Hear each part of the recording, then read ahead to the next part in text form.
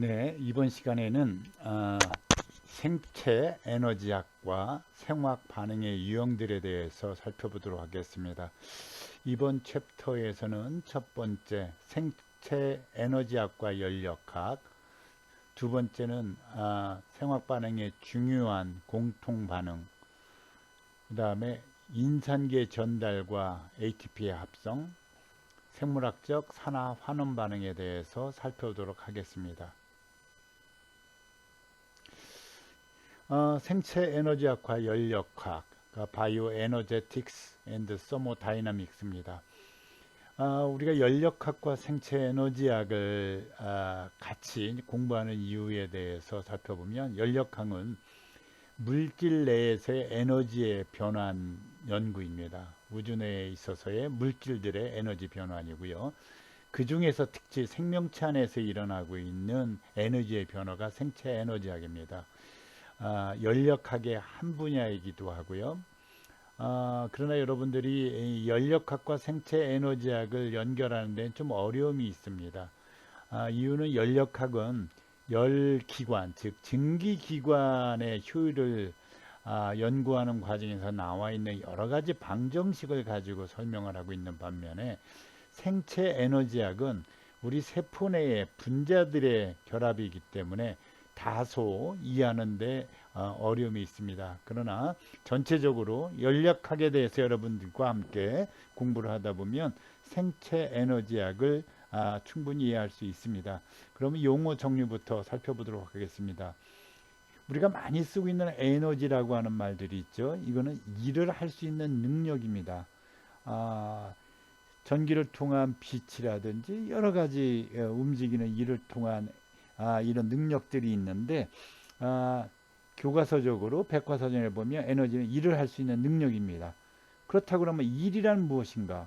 이거는 물체에 힘을 가했을 때 힘과 같은 방향으로 움직이는 거리를 우리가 일이라고 합니다. 즉 일은 힘과 거리입니다. F 곱하기 거리 미터이고요. 그러나 또 여기서 얘기하는 힘이라고 하는 것도 무엇일까? 자연계는 힘이 네 가지가 존재하는 것으로 알고 있습니다. 중력, 전자기력, 양력, 강력 등이 있지요. 이와 같은 자연계에 존재하는 이런 힘을 매개하는 입자에 의해 전달되는 작용, 즉 에너지의 핵심은, 근원은 입자라고 우리가 볼 수가 있습니다. 힘을 매개하는 입자, 에너지라고 하는 실체를 연구하기 위해서 많은 과학자들이 오랜 가설과 수학적 공식, 실제적인 실험을 통해서 입증하였죠. 에너지, 다시 말씀드리면 일을 할 수 있는 능력, 물체에 힘을 가했을 때 같은 방향으로 움직이는 거리, 힘은 입자에 의해 전달되는 작용이죠. 즉 에너지의 근원은 입자입니다.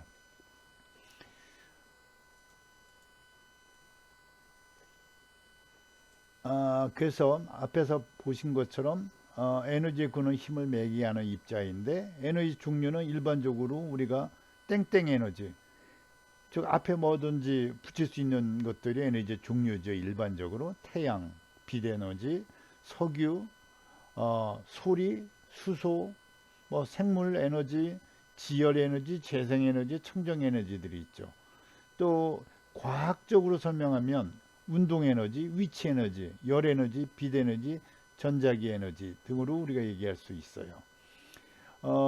우리가 이와 같은 에너지의 근원을 우리가 알지 못했을 때에는 뭐 여러 가지 에너지의 그 실체를 알기 위한 많은 그런 가설들이 있었습니다.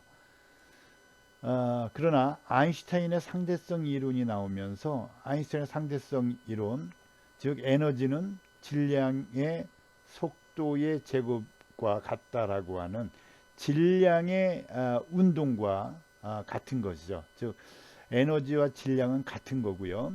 형태만 다를 뿐 본질은 같습니다. 다 입자입니다.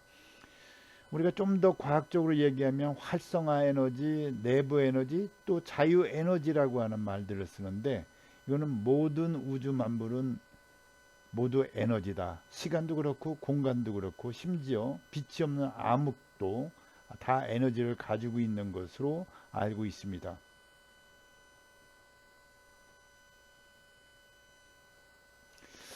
에너지의 특징을 보면 에너지는 변신의 기제입니다. 모든 물질에 다 관여를 하죠. 세상에 있는 모든 활동에 관여하는데, 뭐 우리가 빛도 그렇고 날씨, 계절, 기온, 온도, 뭐 자동차의 뭐 운송기관, 가전제품, 핸드폰, 또 우리의 생명체의 생명유지들이 모두 에너지예요.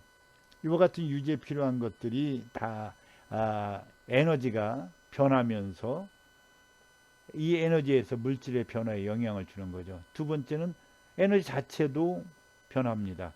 에너지는 일로 바뀔 수 있고 열로도 바뀔 수 있고요.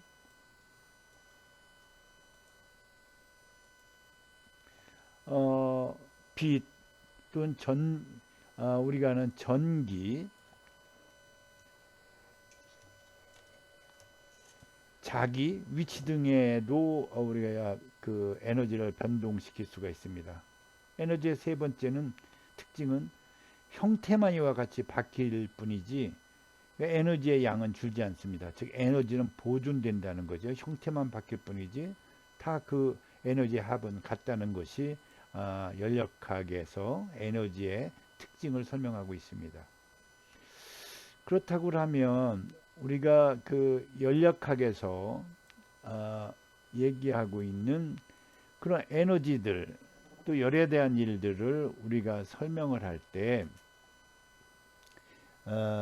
우리가 개념이 조금 어려운 부분이 있습니다만 기본적으로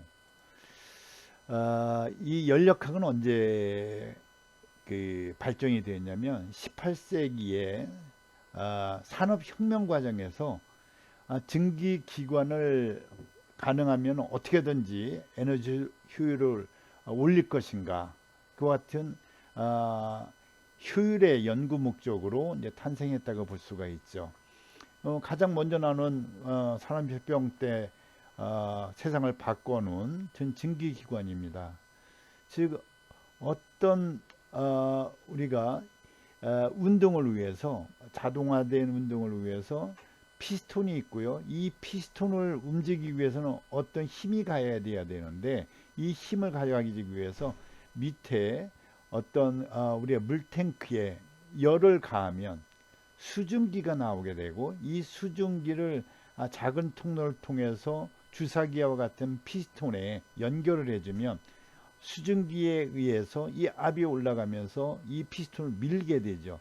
이만큼 밀게 되면 위에 있는 추가 올라가게 되고, 올라가게 됐을 때 우리가 원래 생각했던 석탄 광산에서 석탄을 캐면서 지하에 있는 많은 물들이 나타나면서 그 물로 인해서 석탄 채굴이 어려워질 때 그 물을 빼기 위해서 처음에 만든 것이 증기기관이잖아요. 근데 여기서 보신 건 물에 열을 가하면 수증기가 나오고, 수증기가 피스톤을 움직여서 이 일을 하는, 이것이 우리가 보면 연력학의 기본적인 개념입니다. 나중에 이와 같은 증기기관은 이와 같은 상하 운동뿐만 아니라 여기에 상하 운동할 때에 이쪽에 일종의 축을 연결해서 어떤 반복되는 운동을 할 수 있는 바퀴라든지 반복되는 일을 만들면서 여러 가지 자동화 기기에 적용됐지요. 특히 섬유 방직기계 또는 철강에 여러 가지 쇠를 가공할 때 이와 같은 열기관들이 사용됐어요. 이와 같이 인간이 해야 되는 일을 이런 기계가 대신해 주면서 대량 생산이 가능해졌고, 이건 나중에 바퀴와 연결되면서 운송과 관련된 기차, 자동차, 선박 등으로 확대가 되었습니다.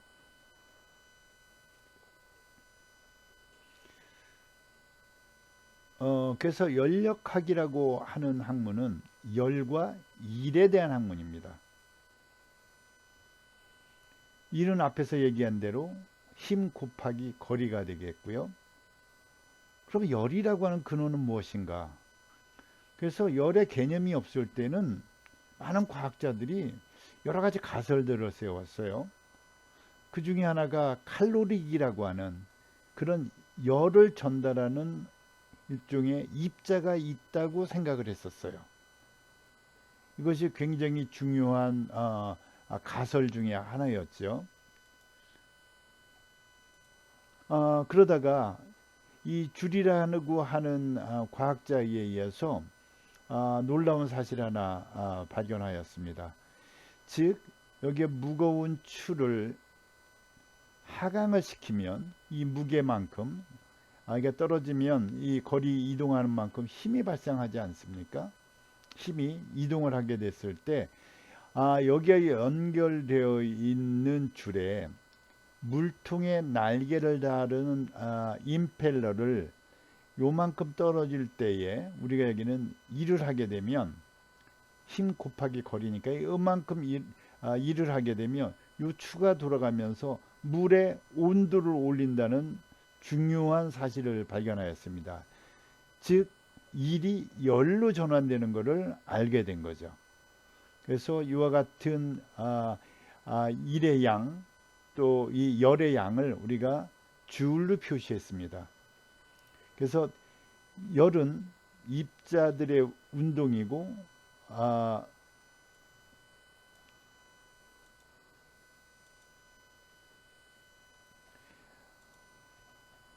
이 움직이고 있는 입자들의 평균 에너지라고 하는 또 다른 이와 같이 일이 열과 관련되어 있다고 하는 공식이 만들어지면서 또 많은 사람들이 여러 가지 가설 중에 하나가 기체 운동론이라고 하는 그런 연구 결과가 나왔어요. 그래서 어떤 주어진 박스 속에 입자를 놓고 가열을 하면 이 입자들이 다 운동을 하겠죠.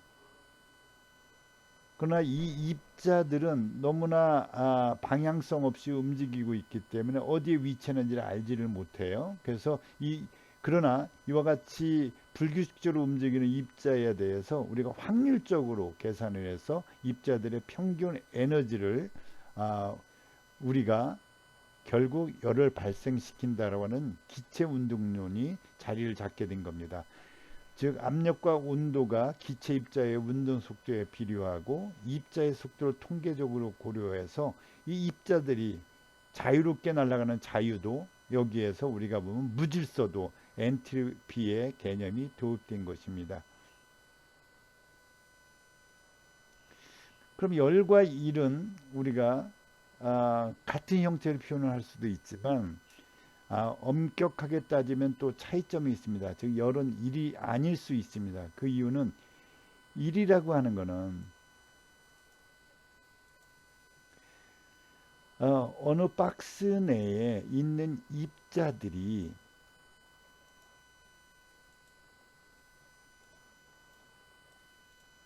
일을 하기 위해서는 한 방향으로 움직여야 됩니다. 어떤 개에 있는 입자들이 한 방향으로 갈 때 요만큼의 힘을 줘서 요만큼 이동한 거리를 우리가 일을 얘기할 수 있는데 일은 한 방향으로 가는 거고요. 근데 열을 가할 때에는 개에 움직이는 입자들이 여러 방향으로 움직이기 때문에 여기서 전달되는 또 움직이는 그런 입자들의 방향과 힘이 다르기 때문에 일은 한 방향, 열은 분산되어서 가기 때문에 분자의 기체들의 움직임으로 봤을 때는 일과 열이 엄연하게 차이가 납니다. 또 일과 열은 다르기도 하지만 또 공통점도 있습니다. 즉 일과 열은 외부와 에너지 외부의 에너지를 전달한다는 거죠. 외부의 에너지를 교환하죠. 여기에서 우리가 이제 시스템이라는 개라고 하는 개념이 우리가 생각할 수가 있습니다. 저 어느 박스에서 일과 열은 서로 에너지를 교환하게 되는데 개라고 하는 거는 우리가 세포일 수도 있고요. 우리의 몸일 수도 있고요. 지구일 수도 있고 우리가 관심 있는 그 영역을 우리가 개라고 얘기합니다. 그럼 개라고 하면 이 관심 있는 개의 주변은 우리가 서라운딩, 즉 주위라고 얘기를 하고요. 요 합쳐서 우리가 우주라고 얘기를 합니다. 그렇다고 하면 이 시스템이라는 것도 세 가지로 우리가 분류를 할 수 있는데, 고립된 게, 여기는 물질과 에너지가 이동이 불가하고요.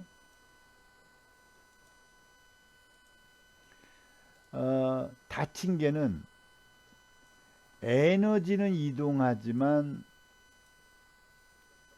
물질은 이동할 수가 없습니다. 또 이 열린 개라고 하는 건 물질과 에너지가 다 같이 교환이 되죠.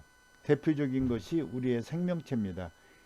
우리가 특히 인체인 경우에는 외부로부터 음식물을 먹죠. 또 거기에 대해서 에너지를 우리가 섭취해서 외부로 내보내기도 하고, 그러나 우주는 이 고립계라고 얘기를 하고 있습니다. 물질과 에너지가 이 무한한 세계에서 움직일 수가 없다. 그러나 우리가 핸드폰 같은 경우에는 보시는 것처럼 우리가 전지에서 나오는 에너지가 빛의 에너지로 전환이 되죠. 그래서 이와 같은 거는 에너지만 움직이는 것을 우리가 대표적으로 설명을 할 수가 있습니다. 그래서 인간은 열린 개라고 볼 수 있고요. 이 우주는 고립계로 우리가 설명을 합니다.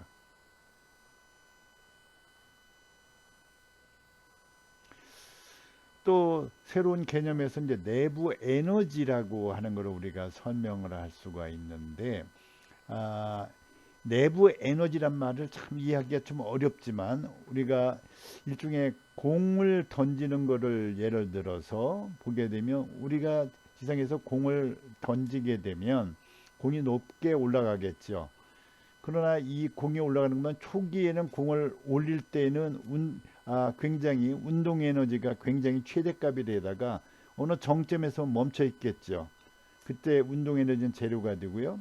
그러나 반면에 밑에 지상에 있던 것이 올라가니까 그만큼 운동 에너지는 공이 올라간 마지막 순간까지가 최대의 위치 에너지를 갖게 되고,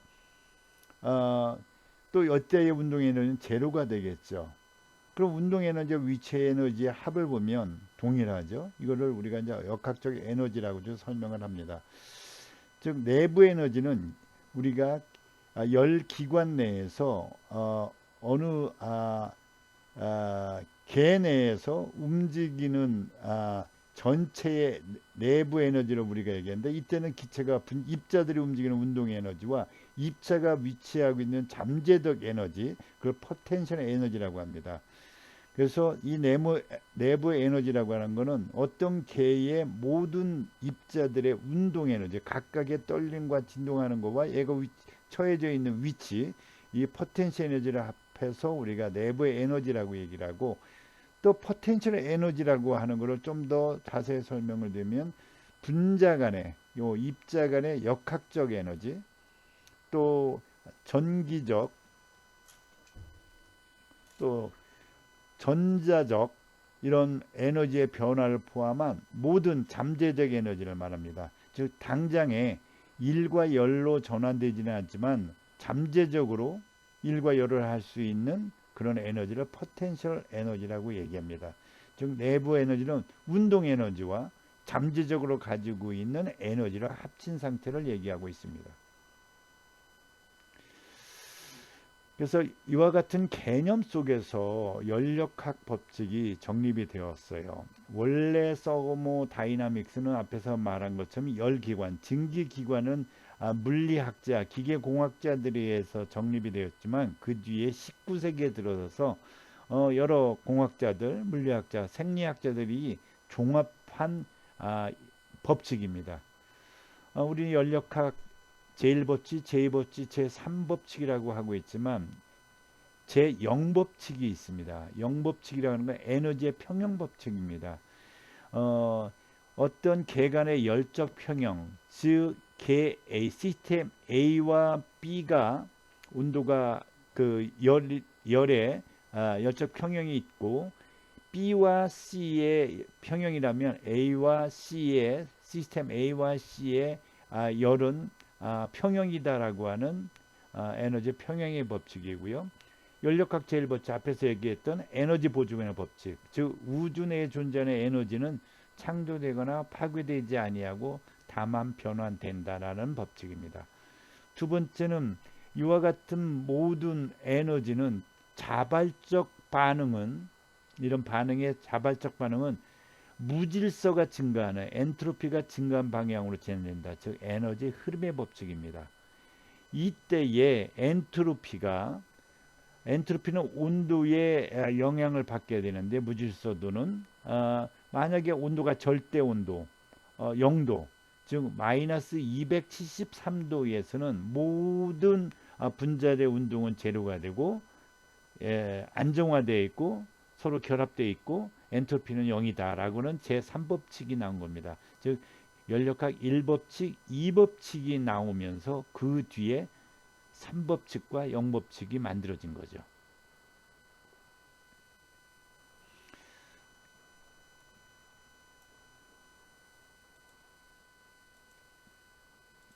그러면 연력학 제1법칙 조금 더 알아보도록 할게요. 에너지 보존의 법칙. 이거는 열기관을 연구하면서 만들어진 그런 개념이기 때문에 자동차의 이런 증기기관의 이런 열기관 이와 같은 엔진의 하나를 개로 본다고 하면 여기에 있는 내부 에너지라고 하는 거는 아까 운동 에너지와 포텐셜 에너지였죠. 이 내부 에너지의 변화는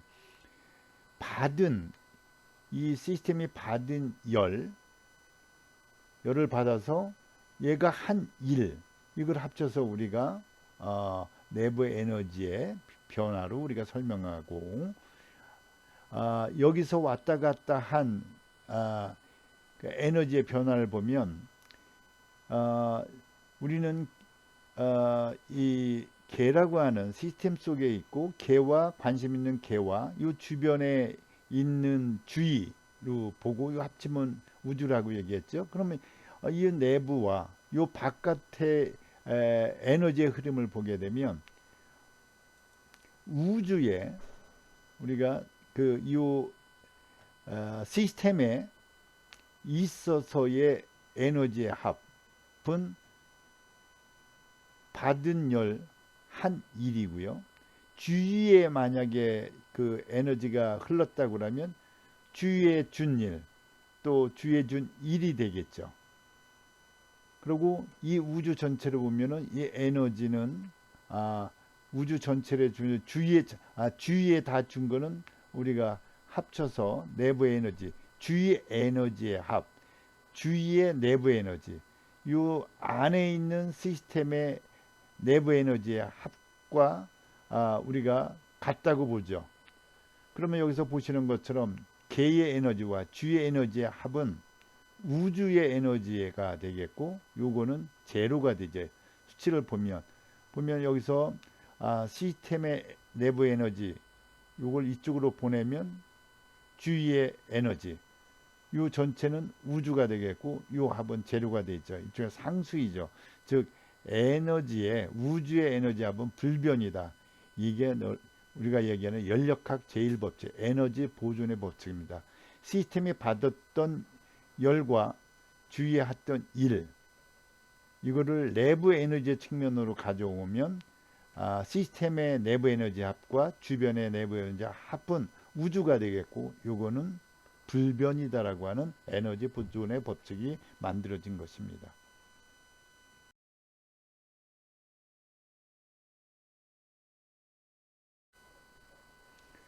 그렇다면 우주가 팽창할 때에도 에너지는 보존되는가 굉장히 이제 궁금했던 사항입니다. 우리가 일은 힘과 힘 곱하기 거리라고 얘기했고요.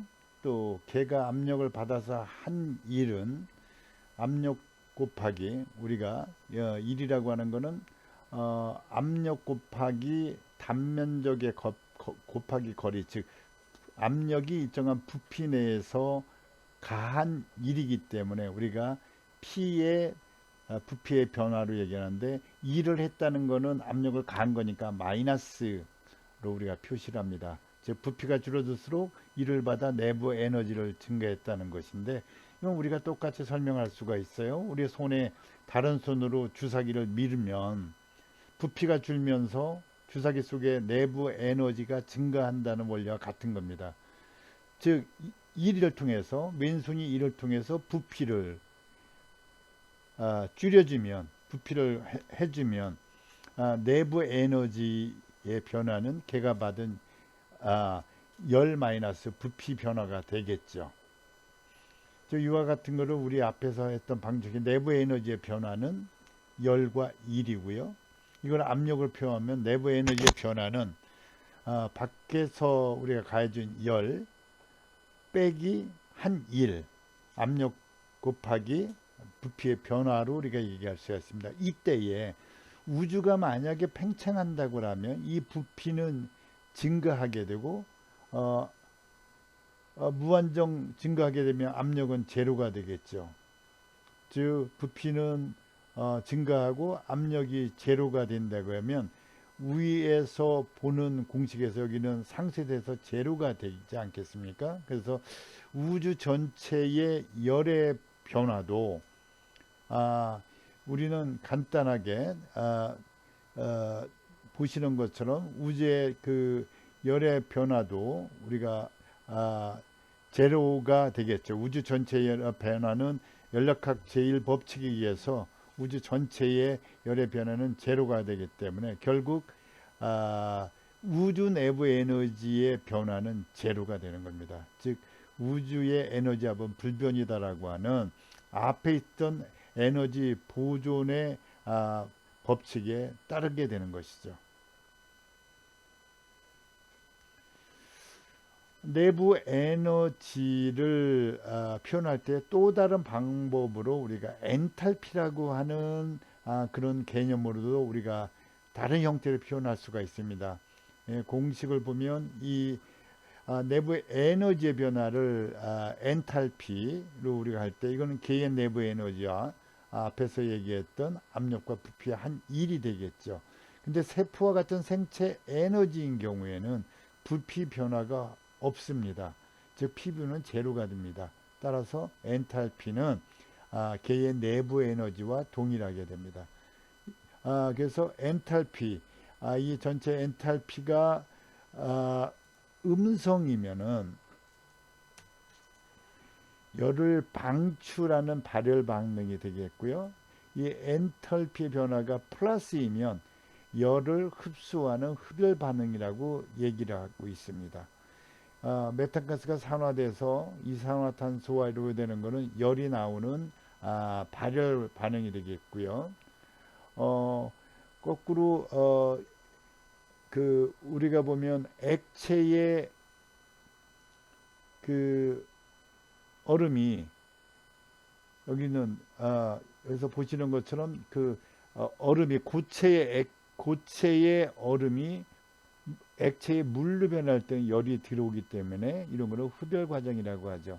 따라서 생체 내 물질의 반응에 들어간 엔탈피는 생성물과 이 반응물의 엔탈피 차이로, 우리가 총 열량의 차이로 우리가 볼 수가 있고, 이것이 우리가 반응에 있어서 흡열인지 발열인지를 볼 수 있는 또 다른 방식으로 표현할 수가 있습니다.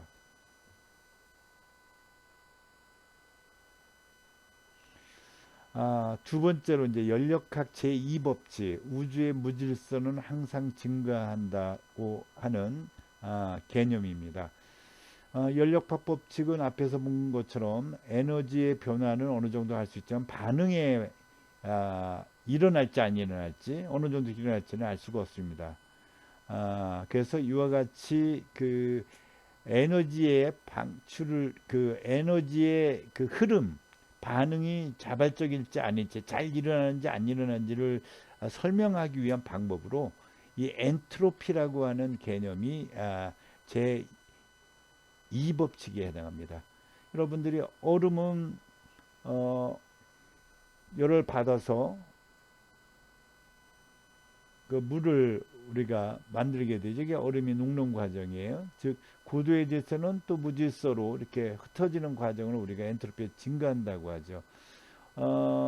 석유에 있는 옥탄이라고 하는 물질이 산화되어서 절절 떨어져서 요가 좀 더 따는 이산화탄소와 물이 될 때 휘발유 연소 이와 같은 거는 체계화된 고도의 질소가 분해되는 과정이기 때문에 우리가 엔트로피의 증가라고 얘기를 하고 있습니다.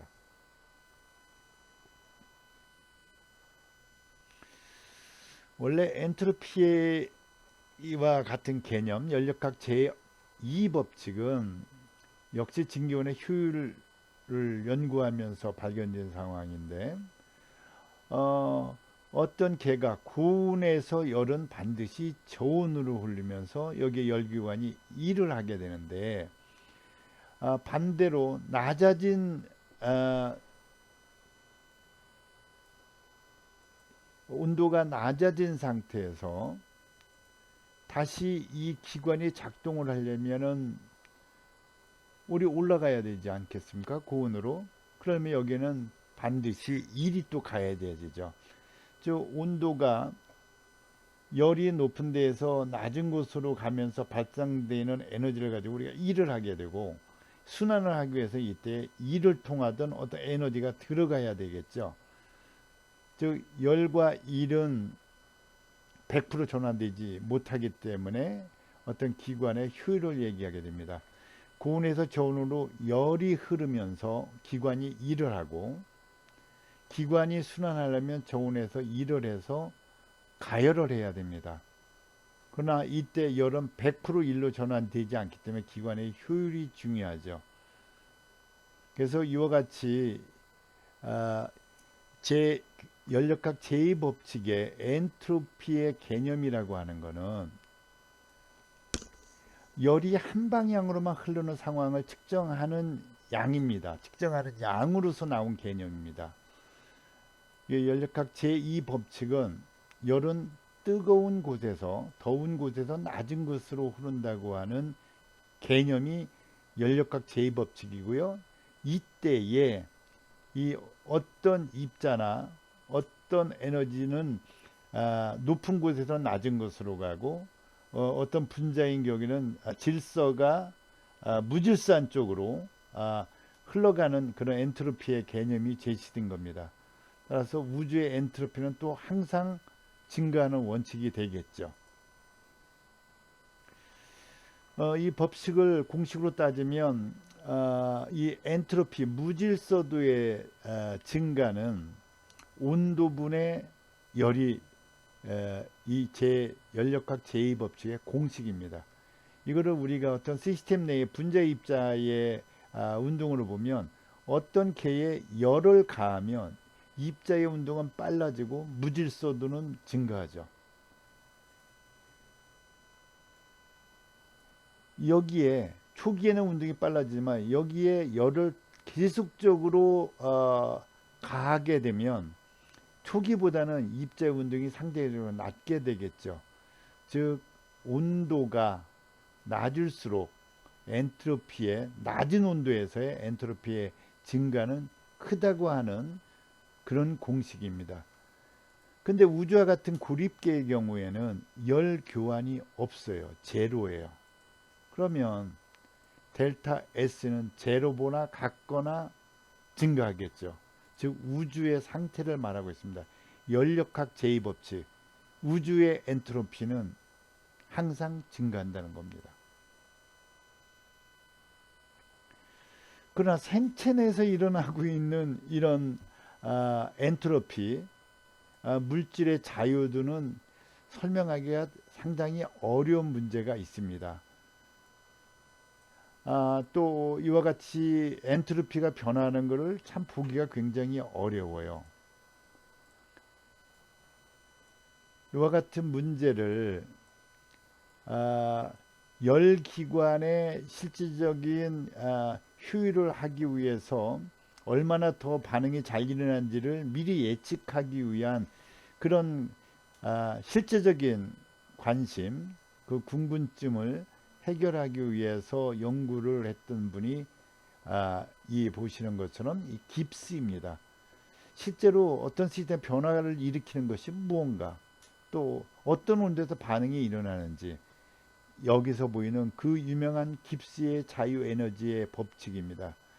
여기서 깁스의 자유에너지, 반응을 잘 일어날지를 모르는 반응 여부를 나타내는 새로운 함수 깁스 자유에너지 G는 에너지와 총 열량과 여기에서 온도와 무질서도의 증가, 엔트로피의 증가로 표현을 하고 있습니다. 깁스 자유에너지를 다시 말씀드리며, 이 깁스의 자유에너지 방식에서 에너지의 총 열량을 얘기하고요, 엔탈피로 얘기를 하고요, 여기서 나타나는 온도 곱하기 무질서도, 무질서도 항상 증가를 하고 있고요, 반응제 방출의 에너지입니다. 그래서 이 반응이 잘 일어나려고 하는 자유 에너지는 무질서도가 증가하기 때문에 이게 마이너스 값을 갖게 됩니다. 즉 자유 에너지 값, 이 델타 G는 감소할 때 반응이 자발적으로 일어난다고 하는 하나의 공식입니다.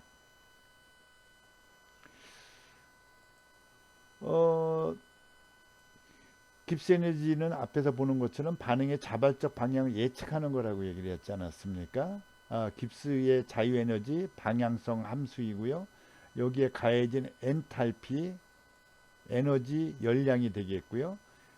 여기는 온도에 대해서 자유도가 증가하는 것을 얘기하죠. 그래서 이 에너지라고 하는 것은 우리가 어떤 물질의 안정도라고 본다고 하면, 이 엔트로피는 자유도, 무질서도를 우리가 설명할 수가 있는데, 이거는 세상의 이치하고도 거의 비슷하다고 우리가 설명을 할 수 있습니다. 우리는 안정을 취하지만 때로는 자유를 갈망하죠. 안정과 자유에는, 안정을 위해서는 필요에 따라서는 자유를 우리가 줄일 수도 있어야 되지 않겠습니까? 안정을 취하기 위해서. 세상의 모든 물리법칙은, 물리현상, 이거는 이런 엔탈피와 엔트로피의 서로 상호 보완적인 것으로 우리가 설명할 수가 있습니다. 에너지는 낮을수록 안정을 취하고요. 즉 얼음과 같이 물이 얼음을 얼기 위해서는 굉장히 안정화된 상태가 되죠. 그러나 자유도는 떨어지게 되죠. 또 반대로 물이 수증기가 되기 위해서는 자유도는 증가하지만 물의 분자는 굉장히 불안정하게 됩니다. 이 균형을 이룰 때 중요한 팩터가 온도죠.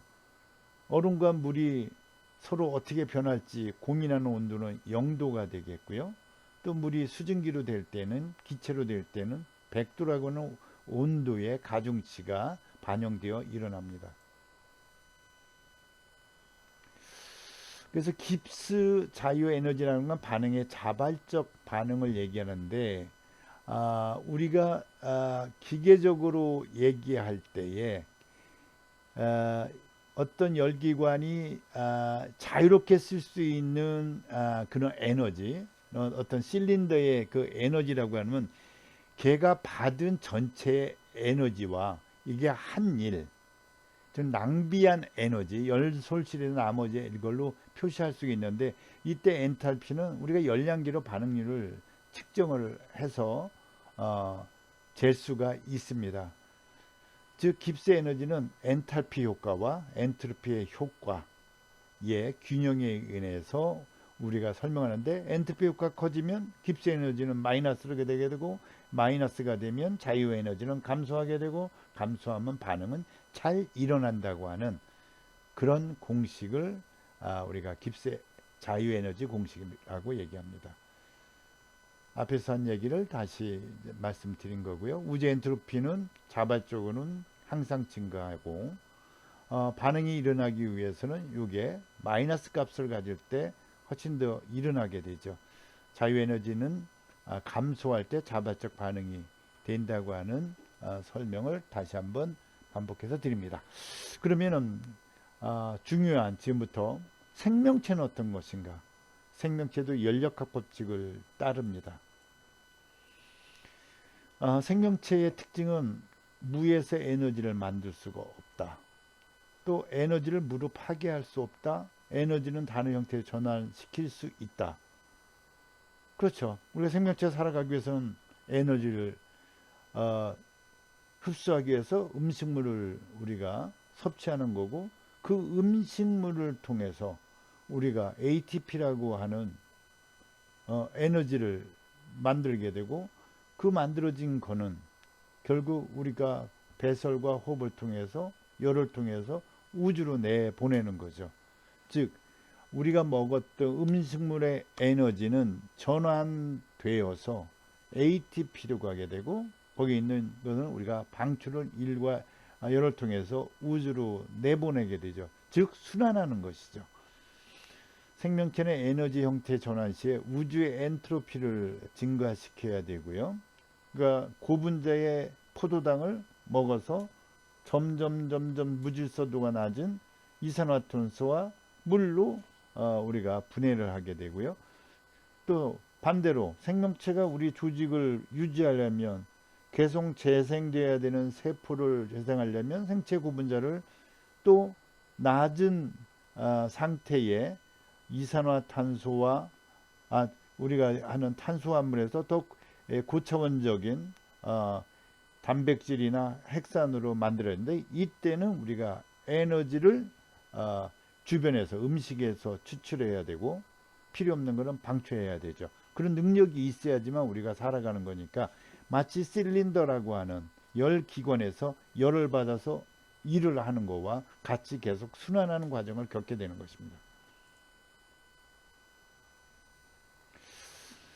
그러나 연력학과 생체 에너지학의 차이는 개념적으로는 똑같은데요, 이해하는데 상당히 좀 어려움이 있습니다. 그거는 원래는 열기관을 가지고 있는 열의 전달인데, 우리가 하는 건 반응물이거든요. 다 화학 반응이지 않습니까?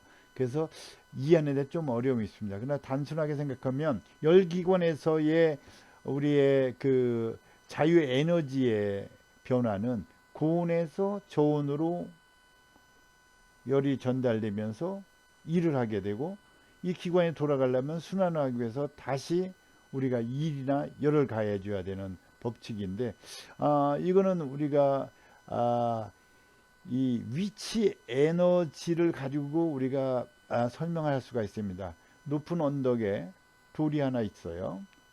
여기는 굉장히 높은 위치 에너지를 가지고 있죠. 그러나 이 위치 에너지는 굴러서 밑으로 떨어지게 되죠. 위치 에너지는 떨어지면서 이 돌멩이가 떨어지면 이쪽에 열을 내죠. 일을 하죠. 그러나 높은 위치 에너지가 이 그라운드 상태로 갈 때 이 돌은 안정된 평형의 상태를 위치하게 되는 겁니다. 이 돌을 다시 올리기 위해서 우리가 또 많은 에너지를 공급해 줘야 되는 것이죠. 그러나 우리가 일어나는 생명체에서 일어나고 있는 그런 화학 반응을 보면, 여기서 A와 B라고 하는 반응물이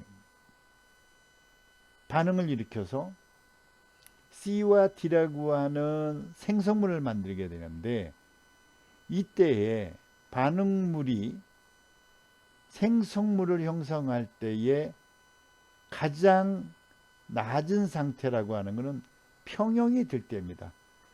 A라고 하는 거와 B와 C가 되어 있을 때, 이게 두 가지가 다 평형 상태에 있을 때, 이때가 가장 자유 에너지가 낮은 상태가 되는 거죠. 그래서 이런 화학 반응에서는 이런 위치 에너지와 본 것처럼 여기서 보시는 반응물이 평형으로 갈 때 자유 에너지는 감소하는 방향으로 자연적으로 반응이 진행되게 되겠고요. 더 이상 됐을 때는 생성물로 반응이 가기 위해서는 어떤 에너지가 필요하죠.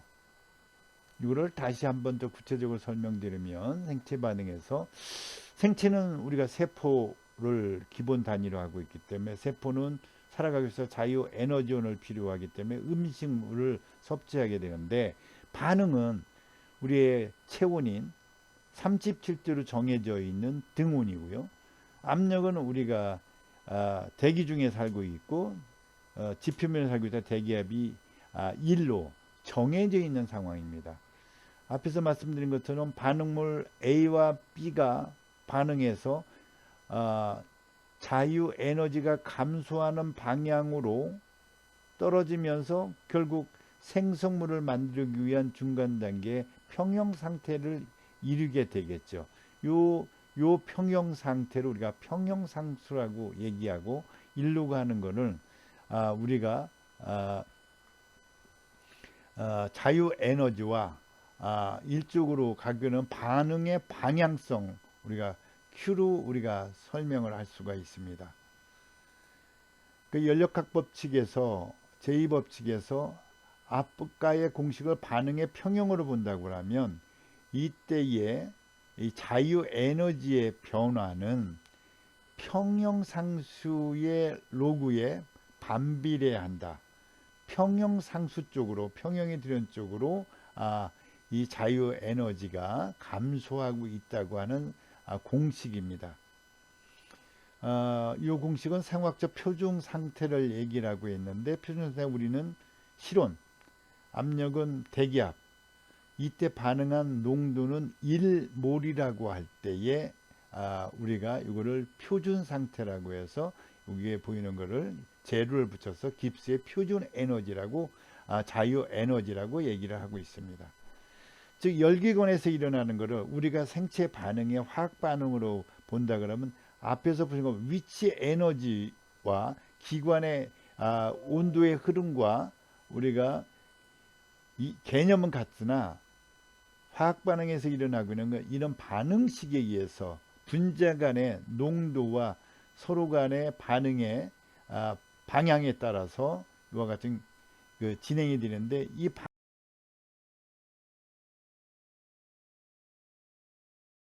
따라서 우리 생체 내에서 일어나고 있는 여러 가지 화학 반응, 즉 상화학의 반응도 앞에서 보면 연력학 법칙에서 나와 있는 그런 모든 여러 가지 팩트들 가지고 우리가 표현을 하려고 많은 노력을 했습니다. 그래서 생화학의 반응의 3대 요소를 보면 우리가 얘기했던 엔탈피, 반응계 전체의 열량이고요.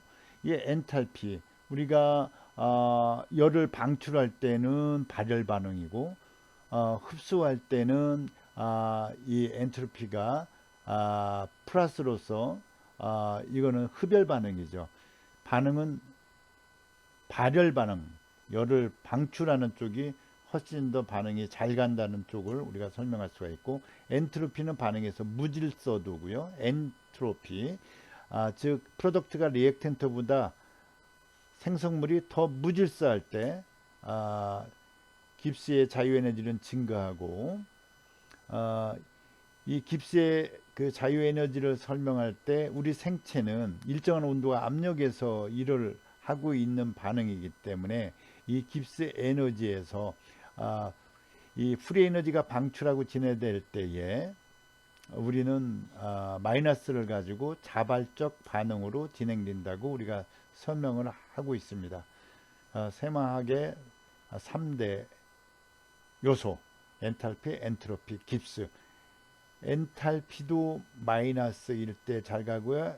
엔트로피도 무질서도가 증가해야 되니까 이 무질서도가 증가할 때 반응이 잘 되고 이 프리 에너지는 감소할 때의 반응이 정방향으로 가는 것입니다.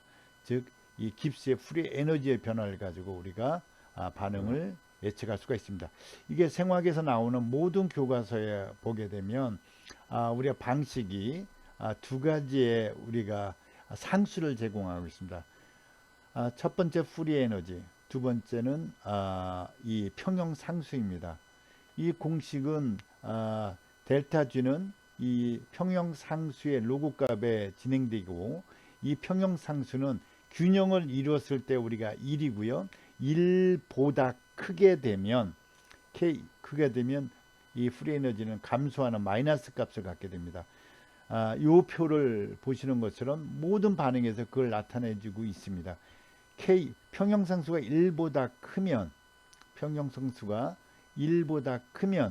표준 에너지는 마이너스 값을 갖게 되고 이렇게 되면 이 반응은 자발적으로 잘 일어난다고 하는 이와 같은 수치를 방향의 방향성을 보여주기 위해서 이제까지 연력학 제1법칙, 제2법칙이 나오게 된 거고, 이 연력학 방정식을 우리의 생체의 반응의 방정식으로 바꿔주게 되는 겁니다. 개념은 연력학이었고 거기에 대한 공식은 우리가 생화학적 반응으로 표현을 해주는 것입니다.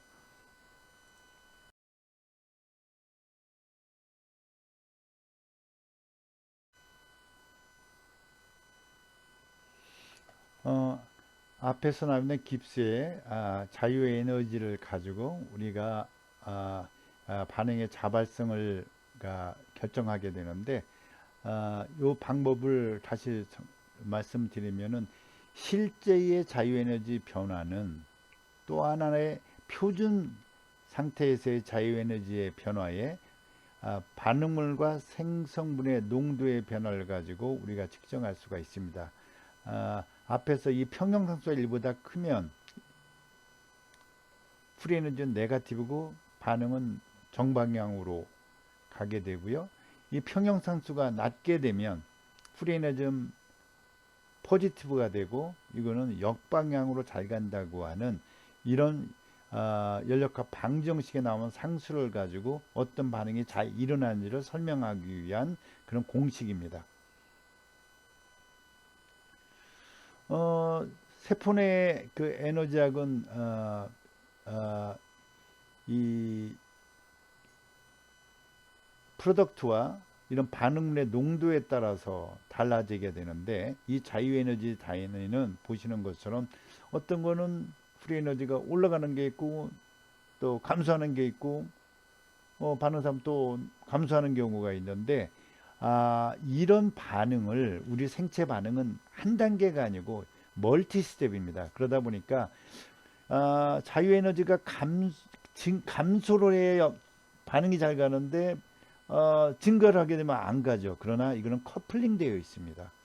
A 반응이 안 가고 B 반응이 잘 가고 또 C 반응이 간다면 이 자체를 합치게 되면 전체의 자유에너지는 마이너스 쪽이니까 이 커플링된 이 멀티 스텝의 자유에너지는 감소하기 때문에 반응이 진행될 수가 있는 것이죠. 이와 같은 에너지를 우리가 연관 반응이라고 합니다. 생물체에서 일어나는 화학 반응은 하나 이상의 반응이 연관되어 있어서 첫 번째 과정이 자유에너지 증가로 잘 일어나지 않지만 두 번째 반응의 자유에너지가 더 감소를 하면 전체 반응이 일어날 수 있다는 것입니다. 여기서 보시는 것처럼 글루코스 6포스페이트가 플럭토스 6포스페이트로 갈 때의 자유에너지는 플러스입니다. 1.7kJ인데 이 다음에 플럭토즈 6포스페이트가 플럭토즈 16 바이포스페이트로 변화할 때에 이때의 자유에너지는 마이너스 14.2니까 전체 방향은 마이너스 12.6kJ이다 이거죠. 이때 물론 ATP가 여기에 관여를 하긴 하지만 이 반응은 커플되어서 앞 단계는 안 되지만 뒷 단계는 잘 가기 때문에 이렇게 된 걸로 우리가 연관 반응의 특징을 가지고 있습니다. 또 표준 에너지의 변화를 예를 보면 여러 가지 우리 몸에 있어서 생체 반응에 있어서 여러 가지 반응이 있지만 특히 이 가수분해를 보게 되면 대표적인 여러 가지 반응 중에서 가수분해를 보면 대부분이 높은 네거티브의 자유에너지를 가지고 있습니다. 즉 반응이 잘 된다는 거죠. 여기에 물의 이런 제거 같은 말레이트에서 퓨마레이트로 가는 이런 과정은 플러스이기 때문에 이런 반응은 잘 진행되지가 않겠죠. ATP의 가수분에 굉장히 높은 값을 보여주고 있기 때문에 반응이 잘 가는 반응입니다.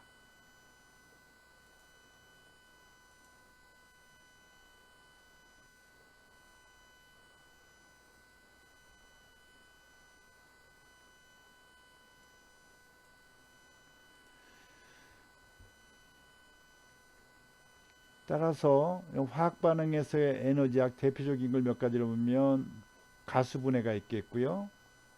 이성화 상태가 되게 해서 아이소머리제이션.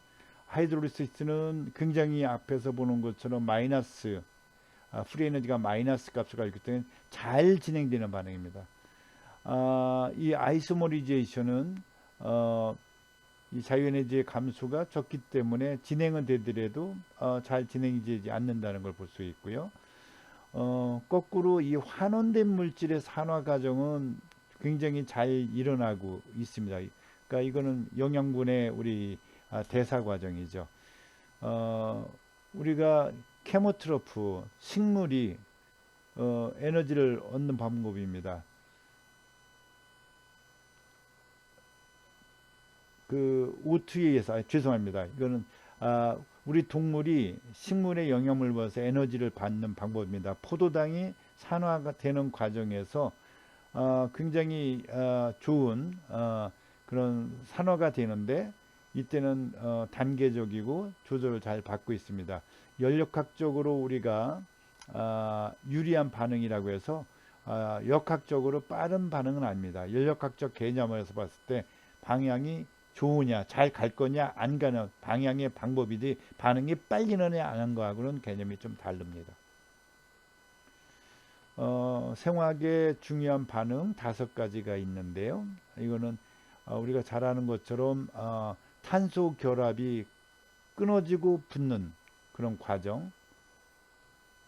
두 번째는 우리의 그 탄수를 결합으로 해서 결합되어 있는 여러 가지 원자들의 위치가 바뀌는 리어레인지먼트, 재배열, 아이소머리제이션, 이성화, 그 다음에 제거, 또 프리 레디칼, 또 여기서 보시는 것처럼 뭐 프로톤, 또 메틸, 포스페이트의 같은 그룹의 트랜스퍼, 또 마지막으로 산화하는 반응들이 우리가 생화학의 중요한 5가지. 그러니까 생화학 반응 5가지는 탄소 결합의 절단과 형성,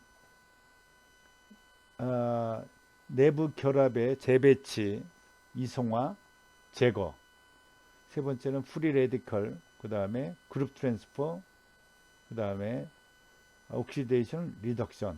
이것이 생화학 반응의 대표적인 그런 반응이고요. 여기에 대해서 구체적으로 갈 때에는 우리 생체 에너지학과 연결되어서 설명을 할 수가 있습니다. 이와 같이 탄소의 결합 조금 빨리 진행해 보겠습니다. 탄소의 배열에서 보시는 것처럼 이런 탄소와 수소와 결합되어 있는 이런 상태에서 우리가 그 동일한 상태로 우리가 재배를 하는 것을 우리가 균일 절단이라고 하고요. 어느 한쪽으로 전자가 이동하는 경우를 우리가 비균일 전자라고 얘기합니다. 그러나 모든 반응에서는 이 균일 전달은 비교적 드문 경우이고 이와 같이 비균일 전달이 대체적입니다. 이런 비균일 떨어질 때가 대부분인데 이때에 만들어진 생성물들은 비교적 자연계에서 언스테이블한 상태를 가지고 있습니다. 언스테이블했기 때문에 또 여기 활성을 가지게 되죠. 그래서 고유한 특성을 나타내는데 이용되고 있습니다.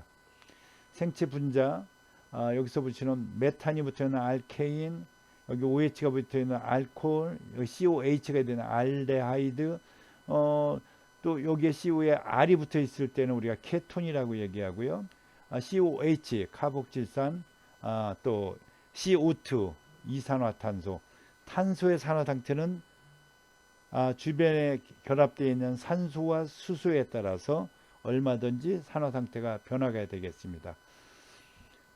그래서 우리가 알고 있는 탄소화물, 유기화합물, 생체 분자들은 대체적으로 생명체의 중요한 성분이고요. 다 탄소 중심으로 체계화되어 있어서 우리가 생체 고분자를 유기화합물, 탄소화물이라고 우리가 얘기를 하는 이유도 여기에 있습니다.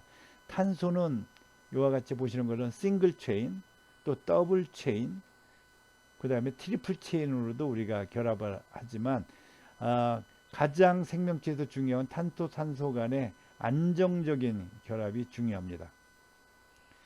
탄화수소 유도체, 우리가 있는 탄소화합물, 유기화합물, 생체 부재는 되어 있죠. 단순한 메틸, 에틸, 페닐, 카보닐, 뭐 이와 같은 그런 게 있고, 좀 더 구아니디움, 또 이와 같이 또 이 이미다졸 아미노산에 이와 같이 붙어 있는 좀 복잡한 탄화수소 유도체도 있습니다. 비교적 복잡한 거는 우리가 포스프릴 인산기를 우리가 보면은 좀 복잡한 구조를 가지고 있는 걸 알 수가 있겠죠.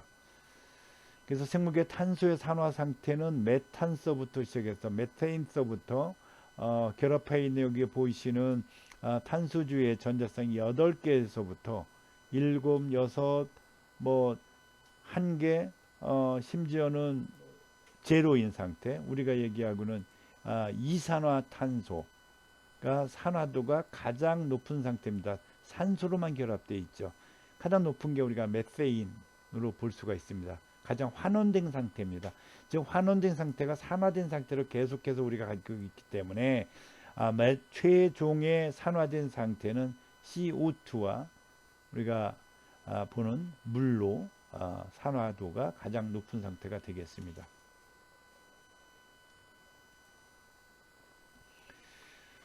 이와 같은 산소와 산소 결합을 절단하는 거에는 두 가지의 반응이 있는데, 하나는 뉴클레오파일, 친핵체, 하나는 엘렉트로파일, 친전자체. 친핵체는 전자를 굉장히 많이 가지고 있어요. 그래서 주고 싶어요. 잃고 싶어요. 그리고 원자 핵 내의 양성자와 잘 결합하는 상태고요. 친전자, 전자는 마이너스를 가지고 있기 때문에 얘는 양전하를 가지고 있고 전자와 잘 결합을 합니다. 또 결합하지 않은 두 개의 전자를 가진 이런 친핵체는 이와 같은 엘렉트로파일, 친전자체와 잘 공유하면서 공유 결합을 형성을 합니다. 그래서 보시는 이와 같이 전자들이 밀고 땡기고 이와 같은 과정을 우리가 일렉트론 푸싱, 전자 밀어내기라고 얘기를 하고요. 이때 전자쌍이 이동합니다.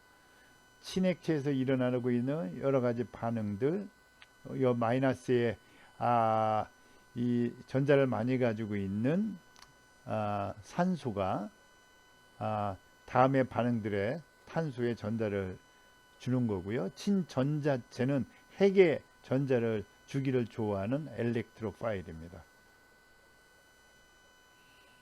이와 같은 산소 결합을 할 때에 앞에서 보는 이와 같은 전자적으로 마이너스 결합을 가지고 있는 그런 옥시젠은 전자를 제거할 능력을 가지고 있습니다. 그래서 카본에 있는 전자를 친전자체, 카본은 친전자체라 얘가 이쪽으로 전자를 주기 좋아하다 보니까 이 결합의 위치들이 바뀌면서 알돌 컨덴세이션, 또 카이산 에스터 컨덴세이션, 또 이 베타 케토 애시드 지방산의 베타 케토 애시드의 CO2를 제거하는 과정에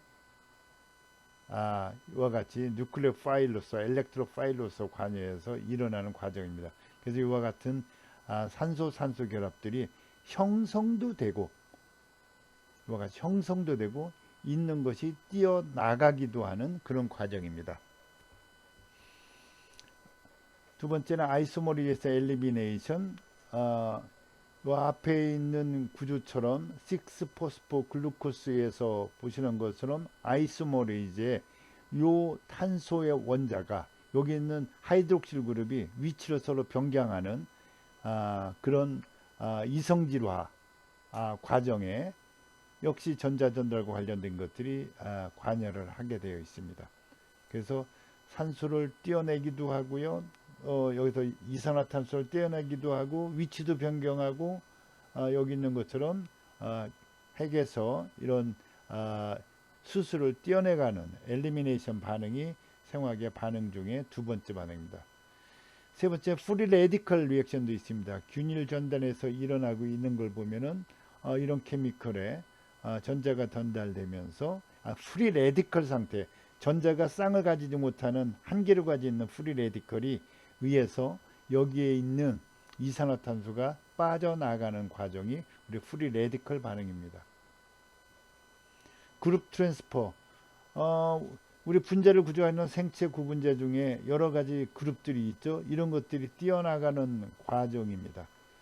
이와 같은 키투 그룹을 가지고 있는 것에 어떤 전자전자체가 와서 이쪽을 해주면 전자점이 이쪽 산소로 가면서 리어레인지먼트가 일어나면서 그룹이 트랜스퍼되는, 그룹 트랜스퍼가 되는, X가 Y로 바뀌게 되는 그런 과정이죠. 이와 같이 일어나는 반응은 A가 들어와서 Y가 들어와서 X를 채는 건 어떻게 보면 동시에 일어날 수 있고 단계적으로 일어날 수 있는데, 이거를 우리가 뉴클레오필릭 디스플레이스먼트라고 얘기를 합니다. 치환 과정입니다. 진액 과정은 두 가지가 있는데 대부분은 동시에 여기 어떤 물질에 우리가 이건 인산에서 어떤 산소가 들어오고 한소가 나가는 과정, 이런 거는 우리가 그 중앙의 중간 처리학 때는 두 단계가 되지만 앞에서 보는 것처럼 여기에 위치에 다른 것이 들어와서 치어내서 동시에 분자 구조를 바꿔주는 과정을 우리가 SN2 동시에 일어나는 핵취한 반응으로 우리가 설명을 합니다. 가장 중요한 우리가 ATP에서의 포스페이트 전달, 이건 에너지에 있어서 전달해서 굉장히 중요하죠. 가장 생체에서 가장 중요한 겁니다. 그룹 트랜스퍼 방법인데 ATP는 보는 것처럼 인산기가 3개가 있고 마이너스 가지고서 서로 리펄전이 일어나는 과정입니다. 굉장히 멀어지려고 하는데 이걸 잡고 있으니까 굉장히 텐션을 받고 있죠. 이때에 어떤 옆에서 전자를 주는 그런 우리가 그 영양제, 그러니까 포도당 같은 경우에 쉽게 떨어져 나가는데 이와 같은 과정을 우리가 포스포릴 트랜스퍼, 에너지 전달계 중에서 중요하고요. 그 중간 단계에서는 여기서 보시는 것처럼 인을 중심으로 해서 일종의 4개의 산소가 그 4개의 산소가 3개의 전자를 공유하는 일종의 그 레조넌스 공명 상태로 이루어서 이런 구조물을 형성하고 있습니다. 그래서 생체가 가수분해를 하는데 그 굉장히 유리한 이유를 보면 이 ATP라고 하는 거는 포스페이트 3개가 있어서 굉장히 마이너스 차지로 리펄전이 일어나서 이게 텐션을 받고 있는데, 만약에 ATP에 가수 분해를 해서 하나를 떼어내게 되면 이 전자들 간의 이런 텐션들이 많이 완화가 되겠죠. 전하 반발이 완화가 되겠죠. 그래서 이 포스페이트가 이쪽으로 가면 훨씬 더 안정화된 공명 안정화를 가지고 있기 때문에 이 ATP보다는 이 ADP와 PI가 훨씬 더 스테이블하게 됩니다. 또 실제로 우리 생체 내에는 ATP보다 ADP와 포스페이트가 세포 내에서 훨씬 높은 수화도를 가지고 있습니다. 그래서 ATP가 ADP로 가는 것을 우리가 프리 에너지의 변화를 보면 마이너스 30, 굉장히 낮은, 그러니까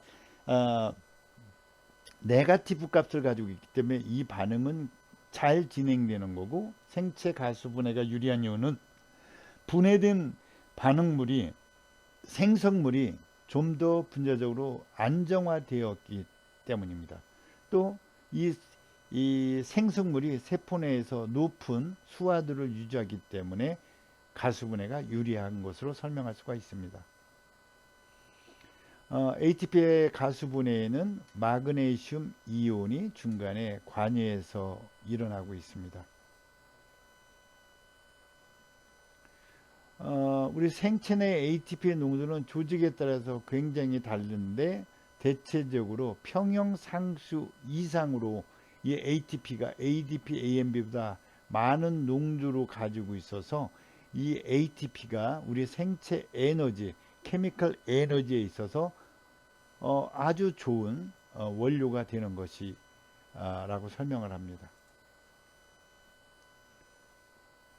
ATP의 가수분해의 자유에너지는 큰 음수를 가지고 있고요. ATP 가수분해는 자유에너지가 마이너스 값을 크게 가지고 있어서 자발적으로 가고 있고 가수분해된 상태의 결과 ADP와 PI는 분자적으로 스테이블하고 물에 잘 녹기 때문에 가수분해가 잘 일어납니다.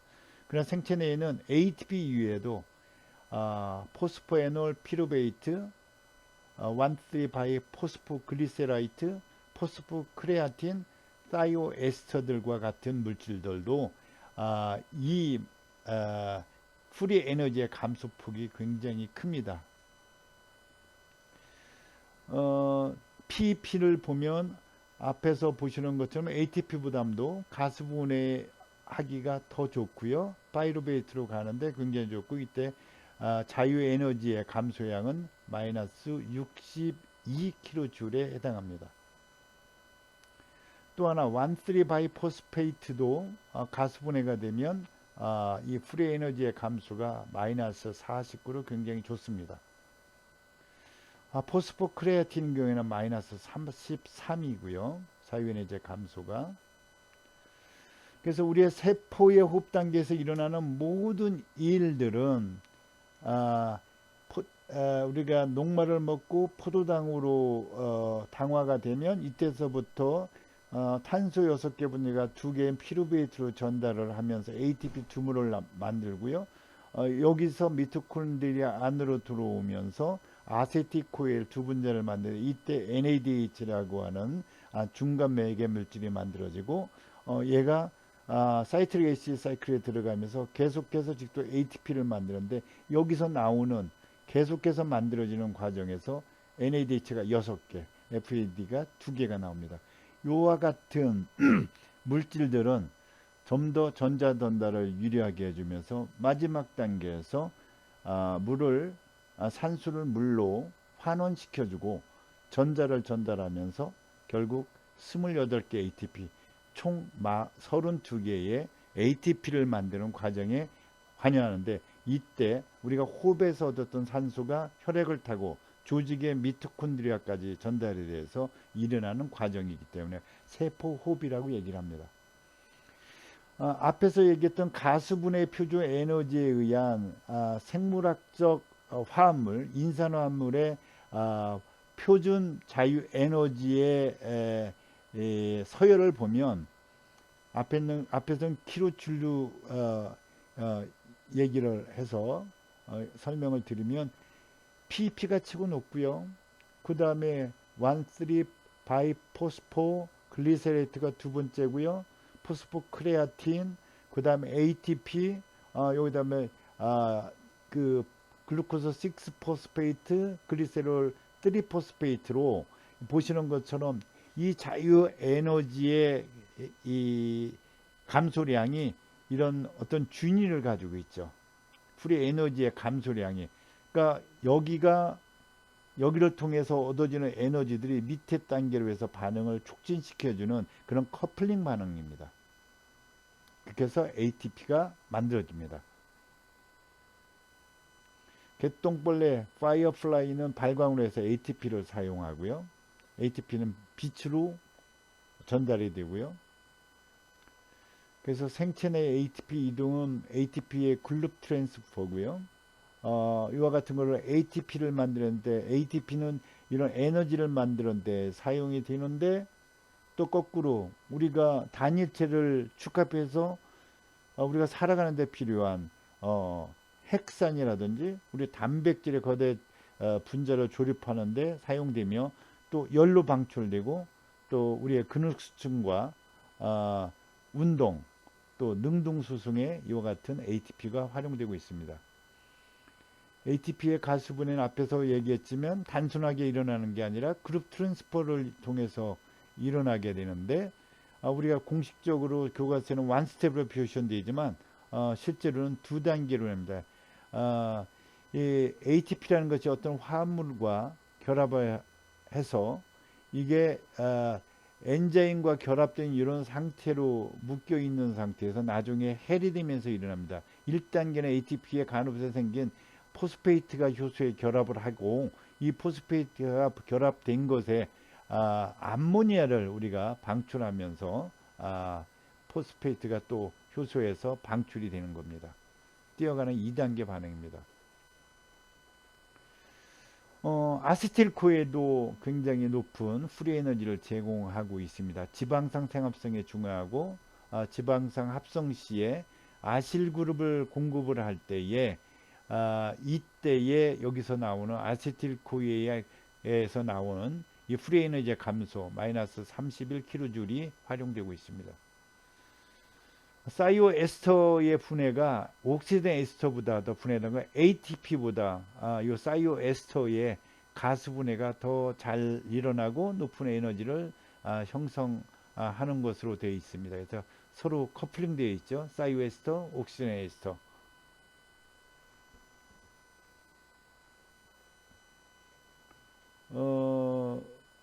마지막으로 산화환원. 산화환원은 말씀드린 것처럼 전자의 흐름이고요. 산화환원 커플되어 있고요. 생물학적 산화에서 전자 이동에 의해서 일어나고 있는데, 특히 수소가 뛰어져 나가는 그런 디하이드로제네이션이라고 하는 탈수소, 그 효소에 의해서 반응이 촉진됩니다. 여러 반응에 일어나고 있는 가장 환원된 상태, 이런 연료로 활용되고 있고요. 이런 그 알코올이 그 케톤으로 변환되는 산화 과정은 서로 가역적으로 일어납니다. 락테이트가 피루베이트로 전환될 때는 전자가 이동을 하는데 두 개의 프로톤과 전자를 방출하고요. 거꾸로 일로 돌아갈 때는 두 개의 프로톤과 전자를 받아들이는 이런 과정이 서로 가역적으로 일어나는 리버서블 옥시데이션 과정입니다.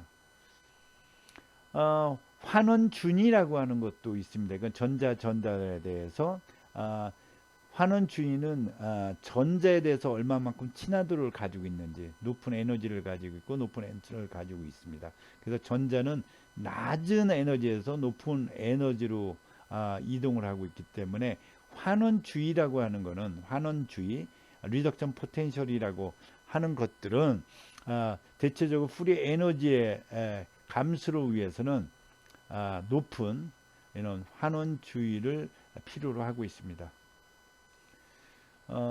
텍스트에 보면은 여러 가지 그 생화학적 반응에서 환원주의들이 이게 표시되는데, 높은 포지티브 값을 가지고 있고요. 반대적으로 낮은 마이너스 값을 가지고 있는 것도 있습니다. 이와 같이 서로 커플되어서 진행되는 반응들입니다. 환원준이라고 하는 것은, 전위라고 하는 것은 전자에 대한 친화도이고요. 전자는 높은 쪽으로 흐릅니다. 낮은 쪽에서 자유에너지의 변화에 우리가 활용할 수 있고, 글루코스가 이산화탄소로 산화될 때는 특별한 전자 운반체인 NAD, FAD라고 하는 운반체가, 전자 운반체가 필요하고 있고요. 여기에 이 전자전들에 또 필요한 코엔자임이 캐리어로서 활용되고 있습니다.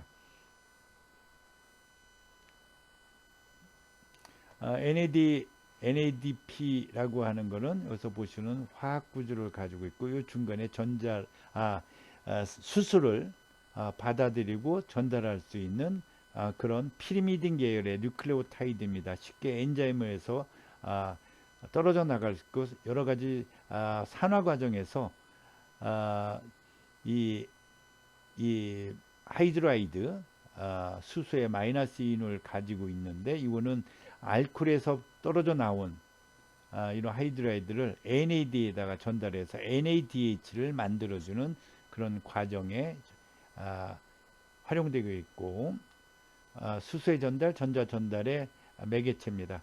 FAD라고 하는 것은 구조가 좀 더 다른데, 여기에는 수소 이온 두 개를 동시에 해서 FADH2, FAD가 FAD2로 전환되어서 수소를 이동하는데 필요한 역할을 하고 있습니다.